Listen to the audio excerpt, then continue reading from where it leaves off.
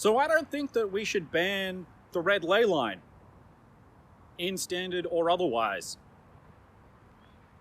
I should clarify that I do think that we need to take action against the deck, at least in standard. I have no idea what's going on in any larger formats. I am willfully ignorant of such degenerate spaces.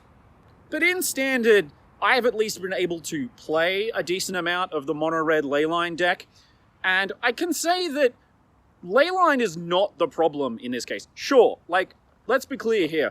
Leyline is, if nothing else, it's a 4-mana enchantment that enters the battlefield for free on turn 1. And doubly so, like, I thought maybe it would have been okay, and then I was playing a random game on ladder against somebody who leylined and then revealed a blue-green land, and I proceeded to get Rot Priested in a deck that had no other red cards. And I remembered, oh right, not only do leylines flaunt the entire mana system, they also raise double middle fingers to the color pie. Okay, sure. So these absolute design abominations exist. Like, I accept that. I don't get to decide what cards exist. I can comment on the things that I think should exist, but I don't get to make that decision. Now, in terms of play experience, what I can say is what maybe should be removed. And I know, playing against Leyline isn't fun. I don't have to specify what kind of Leyline I'm talking about here for that to be true. But if you actually sit down and look at the deck, the problem isn't Leyline. The problem is the 1-mana fling. It's burned together. Not only is this card a 1-mana fling, which is problematic in a deck that wants to go as low to the ground as this deck is, but it's a 1-mana fling that doesn't sacrifice as cost, allowing prowess creatures to trigger, and even heroic creatures like the little Ember Mouse whose name I forget right now. Look, the cards all blur together to me. They're all just the red cards, except little Clockwork Toy, the monkey. He's my favorite. I don't know why people aren't playing him in the deck, because he should be in the deck. He's just great. This isn't some idle speculation here. I have played and experimented with the deck. I have built colored versions of it. I have put Rotisserie Elemental in the deck because it turns out that that's fantastic. I understand what makes the deck work here. And one of the things that makes the deck win with more than just alpha striking you sometimes when you win the Let's Go Gambling game is that we now have 2 cards in standard that reward your face-attacking creatures for dying.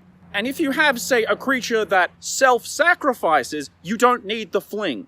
Which is why the other card that I think that we should be taking action on is Cacophony Scamp. Because that card is a 0-mana fling. Like I was saying before that a 1-mana fling is a problem, Cacophony Scamp activates your turn inside outs, it activates your Felonious Rages, and also it deals a bunch of face damage.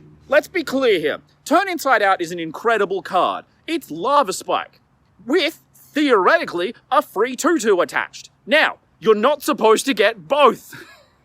You're definitely not supposed to get both for 1 mana.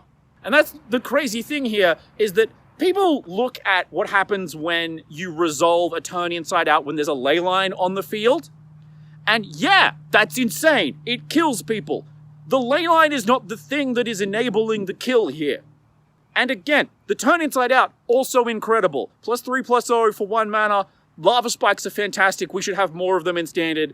I'm a mono-red lover. I love a Lava Spike. But I shouldn't be able to go turn 1, Cacophony Scamp, turn 2, double Turn Inside Out, and then sacrifice the Cacophony Scamp for free to get 2 2/2s with no leylines involved.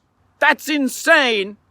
And it's insane that Leyline is causing Cacophony Scamp to fly under the radar here. Conclusive statement here. Ban Cacophony Scamp, ban Burn Together. Hell, if you can ban Burn Together and not Callous Sell-Sword, so you can only play the creature half of Callous Sell-Sword, go for it. We live in a world of MTG Arena. They can code that into existence. I honest to God believe, even in the case of that thrice damned Rot Priest deck, that the Leyline is not the problem in these situations. Sure, if you resolve Leyline, you've basically won the game. But that's just a type of card. Magic is built around the fundamental idea of You can have powerful stuff in your deck if you sabotage yourself in the deck building phase. That's a choice that you get to make. It's called Magic has multiple colors, and we don't get the original dual lands that are just objectively better than basics anymore. So sure, you can have... I think the red Leyline's overtuned, but you can have it. Sure, you can make your deck worse by adding bricks to it that are sometimes bricks of C4. Sure, but don't let the Leyline of like and subscribe distract you from the fact you're getting by a goblin turning his insides out all over you.